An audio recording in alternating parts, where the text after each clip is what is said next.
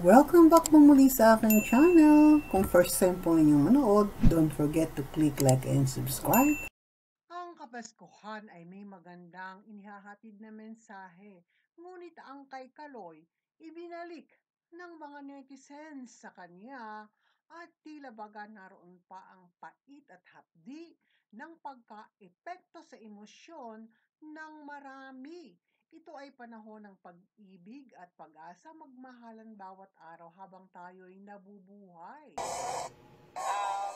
Advance Merry Christmas and Happy New Year po sa ating lahat. Mag-ingat po tayo palagi. Huwag kalimutan magpasalamat sa Kanya, pagmahalan, and enjoy. At yun nga, ito ay nagbunga na naman ng bashing. Panahon sana ng pagkikipag-ayos, pakikipagkasundo at kapayapaan, subalit sinabi nilang makipag-ayos muna kayo sa inyong pamilya at mga magulang bago kayo magpayo sa ibang tao. At ito nga si Goldie nag-post ang kanyang mga larawan nang siya ay musmos, inosente at bata pa. Inulan din ng papuri at ay namang inosente at very cute siya nung maliit. Subalit, pinutakti ito ng bashers gaya na lamang nito at sinabing kailan nga siya magkakababy, sinagot niya. Subalit, ang mga kasunod nito ay may nagsabing, taka pa ay kitang-kita na sa mukha mo na mukha kang pera. At meron namang nagsabing, huwag sanang magbago sa ngalan ng salapi at mukhang anghel ng bata, pero binaboy ang sarili. Imagine your angelic version is now your own daughter. From this to this, how would you feel now? I hope you learn vital lessons and moral values. At yung kasing boyfriend mo rin kung saan ka masaya ay suportado ka yourself like this kung ito ang anak mo at may nagsabi pa po, ito ang masakit, sana ay hindi ka na lamang lumaki.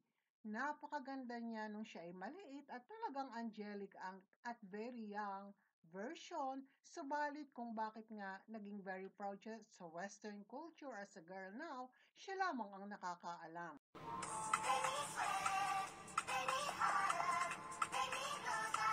Laging isa sa sinasagot niya ay ang mga friends daw niya sa Australia ay very supportive naman sa kanya anuman ang kanyang gawin o sabihin or the way she talks.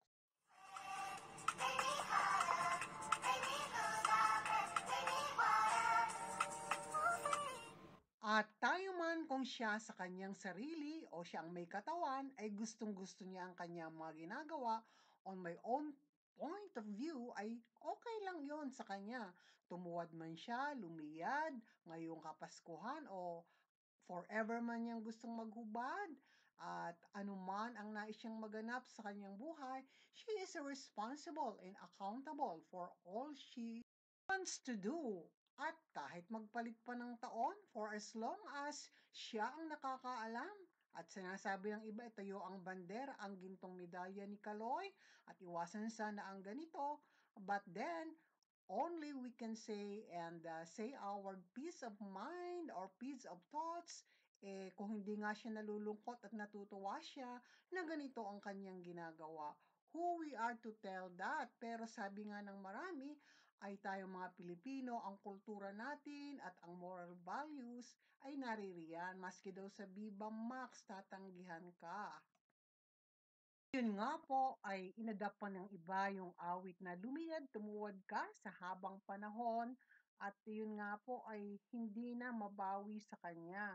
At marami namang nagsasabi, pagkat sumasagot siya about her material things and salary, na sabi ng iba'y peke naman, don't brag it because rich people don't need issues, not being helped or hyped through social media and other ways to be on the spot.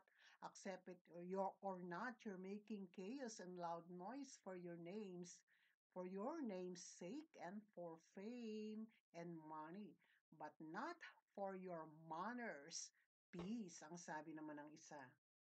At yun nga po, ang inis o ang pagkayangot pa rin ng marami inariyan sa kanya at walang sawa naman na para bang nananadya siya at nagbo-blowback sa kanyang mga bashers. At ito namang si Kaloy nga nagbigay ng message na bash pa. Advance Merry Christmas and Happy New Year po sa ating lahat. Mag-ingat po tayo palagi.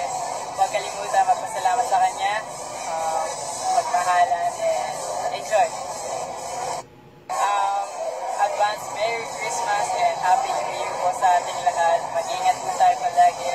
Huwag kalimutan magpasalamat sa Kanya, magmahalan, and enjoy. Doon nga po sa salita niyang magmahalan, doon siya nabas ng husto. But then, for all of us, not only for Christmas Day, give love every day po.